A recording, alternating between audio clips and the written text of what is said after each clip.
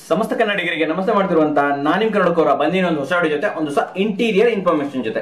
ಇಂದಿನ ವಿಡಿಯೋದಲ್ಲಿ ನಾನು ನಿಮ್ಗೆ ಪರಿಚಯಿಸ್ತಾ ಇರುವಂತದ್ದು ಏಷ್ಯನ್ ಪೇಂಟ್ಸ್ ಅವರ ಕ್ರಿಯೇಟ್ ಸೀರೀಸ್ ನ ಟಚ್ ವುಡ್ ಪಾಲಿಶ್ ಸ್ಪ್ರೇ.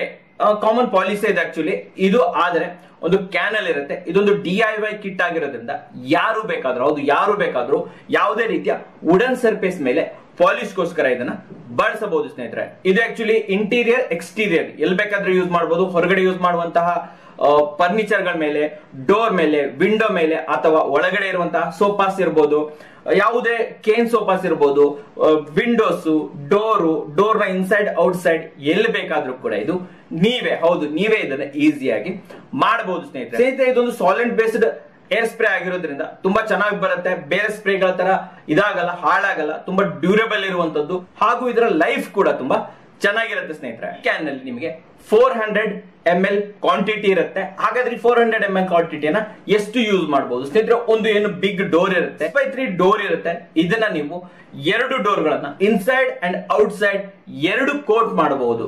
ಇಷ್ಟು ಕ್ವಾಂಟಿಟಿ ಈ ಕ್ಯಾನ್ಗಳಲ್ಲಿ ಇರುತ್ತೆ ಸ್ನೇಹಿತರೆ. ಇದಾಯ್ತು ಸ್ಪ್ರೇನ ವಿವರಣೆ.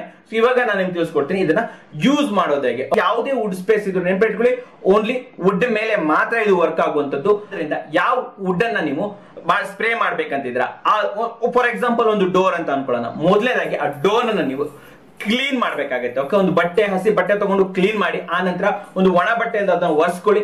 ಹಾಗೆ ಒಂದು ವೇಳೆ ನಿಮ್ಮ ಡೋರ್ ನ ಮೇಲೆ ಕಲೆಗಳಿದೆ, ಏನೋ ಸ್ಟಿಕ್ಕರ್ ಹಚ್ಚಿದ್ದೀರಾ, ತುಂಬಾ ರಫ್ ಆಗಿದೆ, ಆ ಸಮಯದಲ್ಲಿ ಸ್ನೇಹಿತರೆ ನೀವು sand paper number 180 sand paper ಅನ್ನ ತಗೊಂಡು ಅದನ್ನ ನೀಟಾಗಿ ಲೈಟ್ ಆಗಿ ಸ್ಯಾಂಡ್ ಮಾಡ್ಬೇಕಾಗತ್ತೆ, ಸರ್ಫೇಸ್ ಅನ್ನ ಕ್ಲೀನ್ ಮಾಡ್ಕೊಬೇಕಾಗತ್ತೆ ಸ್ನೇಹಿತರೆ. ಇದನ್ನ ಯೂಸ್ ಮಾಡಕ್ಕೆ ಮುಂಚೆ ಸರಿಯಾಗಿ ಕುಲ್ಕೋಬೇಕಾಗುತ್ತೆ, ಅಂದ್ರೆ ಶೇಕ್ ಮಾಡುವಂಥದ್ದು. ಓಕೆ, ನೀಟಾಗಿ ಶೇಕ್ ಮಾಡ್ಬಿಟ್ಟು ಇದನ್ನ ಯೂಸ್ ಮಾಡಿ ಸ್ನೇಹಿತರೆ. ಪ್ರತಿ ಸತಿ ಯೂಸ್ ಮಾಡಕ್ಕೆ ಮುಂಚೆ ಇದನ್ನ ನೀಟಾಗಿ ಶೇಕ್ ಮಾಡ್ಕೊಳ್ಳಿ. ತದನಂತರ ನೀವು ಏನು ಈ ಸ್ಪ್ರೇ ಇದೆ, ಟಚ್ ವುಡ್ ಸ್ಪ್ರೇ ಇದೆ, ಇದನ್ನ 2 ಕೋಟ್ ಹಾಕ್ಬೇಕಾಗತ್ತೆ. ನೆನಪದಿರಲಿ, ಪ್ರತಿಯೊಂದು ಕೋಟ್ಗಳ ಮಧ್ಯೆ 30 ನಿಮಿಷಗಳ ಟೈಮ್ ಕೊಡ್ಬೇಕಾಗತ್ತೆ. 20 ರಿಂದ 30 ನಿಮಿಷ ಸಾಕು. ಸೊ ಅರ್ಧ ಗಂಟೆ ಟೈಮ್ ಕೊಡಿ, ಒಂದು ಕೋಟ್ ಮಾಡಿ, ಅರ್ಧ ಗಂಟೆ ಟೈಮ್ ಕೊಡಿ, ಇನ್ನೊಂದು ಕೋಟ್ ಮಾಡ್ಬೇಕಾಗತ್ತೆ. 2 ಕೋಟ್ ಆದ ನಂತರ ನೀವು 18 ಗಂಟೆಗಳ ಗ್ಯಾಪ್ ಕೊಡ್ಬೇಕಾಗತ್ತೆ. ಮರುದಿನನೇ ಅನ್ಕೊಳ್ಳಿ. ಓಕೆ, ಸೊ ಮರುದಿನ ನೀವು ಇನ್ನೊಂದ್ 2 ಕೋಟ್ಗಳನ್ನ ಮಾಡಬೇಕಾಗತ್ತೆ ಸ್ನೇಹಿತರೆ. ಸಿಂಗಲ್ ಕೋಟ್ ಸಾಕು, ಆದ್ರೆ ಪಾಲಿಶ್ ಚೆನ್ನಾಗಿ ಬಂದಿಲ್ಲ ಅಂತಂದ್ರೆ ಬೇಕಾದ್ರೆ ಇನ್ನೂ ಒಂದು ಕೋಟ್ ಅನ್ನ ನೀವು ಇಲ್ಲಿ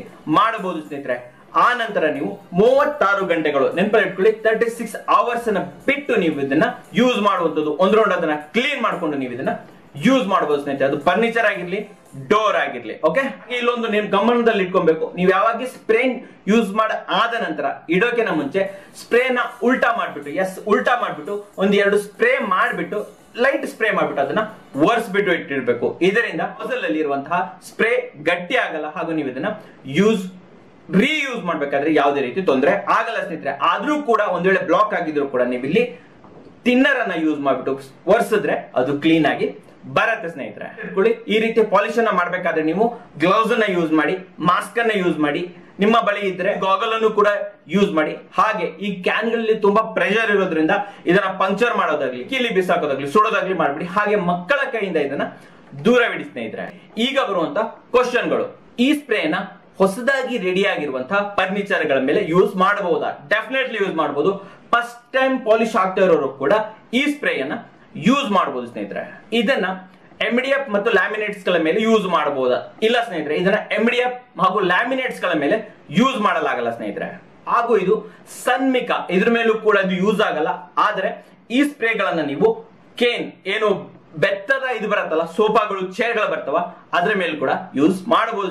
ಆಲ್ಮೋಸ್ಟ್ ಎಲ್ಲಾ ರೀತಿಯ ವುಡನ್ ಸರ್ಫೇಸ್ ಮೇಲೆ ಇದನ್ನ ಯೂಸ್ ಮಾಡಬಹುದು. ಈವನ್ ಫ್ಲೈ ಮೇಲೂ ಕೂಡ ಇದನ್ನ ಯೂಸ್ ಮಾಡಬಹುದು ಸ್ನೇಹಿತರೆ. ಕೊನೆಯದಾಗಿ ನಾನು ಮುಂಚೆನೆ ಹೇಳಿದಂಗೆ ಇದು ನಿಮ್ಗೆ 2 ಡೋರ್ಗಳನ್ನ ಫ್ರಂಟ್ ಅಂಡ್ ಬ್ಯಾಕ್ 2 ಕೋಟಿಂಗ್ ಮಾಡೋದಕ್ಕೆ ಸಫಿಶಿಯಂಟ್ ಆಗಿರುತ್ತೆ ಸ್ನೇಹಿತರೆ. 400 ml ಆಗಿರುತ್ತೆ. ಇದರ ಬೆಲೆ ನಿಮಗೆ 474 ರೂಪಾಯಿ ಆಗುತ್ತೆ. ಹಾಗೂ ಇದನ್ನು ನೀವು ಪರ್ಚೇಸಸ್ ಮಾಡೋದಿದ್ರೆ ಡಿಸ್ಕ್ರಿಪ್ಷನ್ ಹಾಗೂ ಫಸ್ಟ್ ಕಮೆಂಟ್ಸ್ ಅಲ್ಲಿ ಲಿಂಕ್ ಇರುತ್ತೆ. ಆ ಲಿಂಕ್ ಮೇಲೆ ಕ್ಲಿಕ್ ಮಾಡ್ಬಿಟ್ಟು ಇದನ್ನ ಪರ್ಚೇಸಸ್ ಮಾಡಬಹುದು ಸ್ನೇಹಿತರೆ. ಸೊ ಈ ಲಾಕ್ ಡೌನ್ ಸಮಯದಲ್ಲಿ ನಿಮ್ಗೆ ಏನಾದ್ರು ನಿಮ್ಮ ಮನೆಯಲ್ಲಿ ಹಾಳಾಗಿದ್ದಿದೆ, ಏನಾದ್ರು ಫರ್ನಿಚರ್ ಹಾಳಾಗಿದ್ದಿದೆ, ಡೋರ್ ಹಾಳಾಗಿದೆ, ಸೊ ಅದನ್ನ ಪಾಲಿಶ್ ಮಾಡೋದಕ್ಕೆ ಡೆಫಿನೆಟ್ಲಿ ಒಂದು ಉತ್ತಮವಾದ ವಿಧಾನ ಅಂತ ಹೇಳ್ಕೊಂತೀನಿ.